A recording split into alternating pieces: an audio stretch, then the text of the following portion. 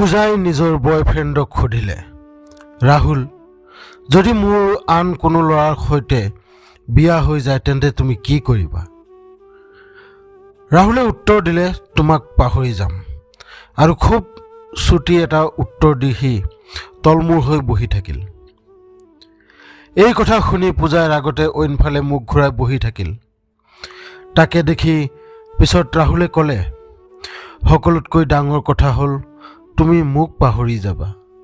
যিমান সোনকালে মই তোমাক পাহৰিম তাতোকৈ সোনকালে তুমি মোক পাহৰি যাবা। কেনেকৈ? পূজাই সুধিলে। এইবাৰ ৰাহুলে দীঘল উশাহ এটা লৈ আৰম্ভ কৰে।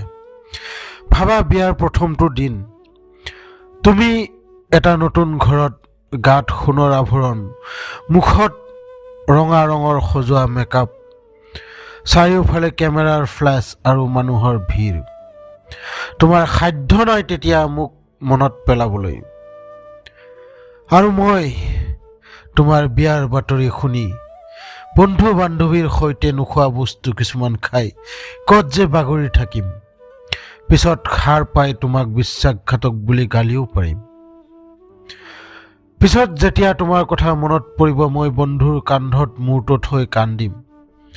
আনফালে তোমাৰ বিয়াৰ পিছত নতুন নতুন কাৰ্যসূচীৰ লগত তুমি ব্যস্ত হৈ পৰিবা। তেতিয়া সময়কালে তুমি তোমাৰ নতুন জীৱনটোৰ লগত অভ্যস্ত হৈ পৰিবা।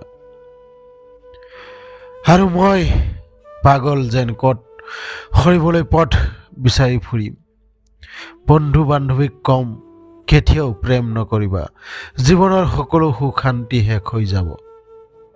সময়ৰ সৈতে তুমি তোমাৰ স্বামীৰ সৈতে হানিমুনলৈ যাবা, ন কইনাৰ দায়িত্বত ব্যস্ত হৈ পৰিবা। তেতিয়া হঠাৎ কেতিয়াবা হয়তো মোৰ কথা মনত পৰিব, কিন্তু তুমি একমাত্ৰ মোৰ ভালৰ প্ৰাৰ্থনা কৰিব পাৰিবা যে হে ভগৱান, মোৰ ৰাহুলক যেন ভালে ৰাখে।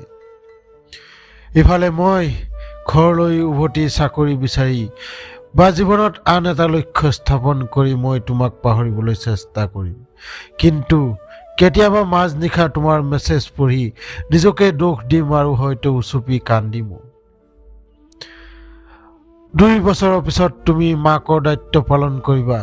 তোমাৰ চিন্তাত স্বামী বা পুৰণি প্ৰেমিকো নাথাকিব। আনহাতে ময়ো এগৰাকী বিচাৰি মোৰ নিজৰ জীৱন সাজি ল'ম।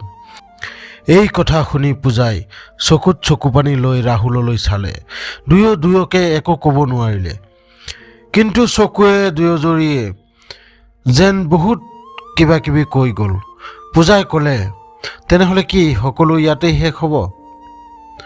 ৰাহুলে উত্তৰ দিলে, নহয়, কোনো এদিন তুমিও যেতিয়া তোমাৰ স্বামীৰ ওপৰত ৰাগি থাকিবা আৰু তেওঁ শান্তিত শুই থাকিব, কিন্তু তুমি এসাগৰ দুখত বিচনাত ছটফটাই থাকিবা, আৰু ময়ো মোৰ পত্নীৰ সৈতে অভিমান কৰি জাগি থাকিম। তেতিয়া মনত পৰিব আমাৰ সেই অতীতৰ দিনবোৰ, আৰু আমি দুয়োৰে বাবে সুখত থাকিবলৈ ভগৱানৰ ওচৰত প্ৰাৰ্থনা কৰিম। কিন্তু এই দুখৰ কথাৰ সাক্ষী ঈশ্বৰৰ বাহিৰে কোনো নাথাকিব।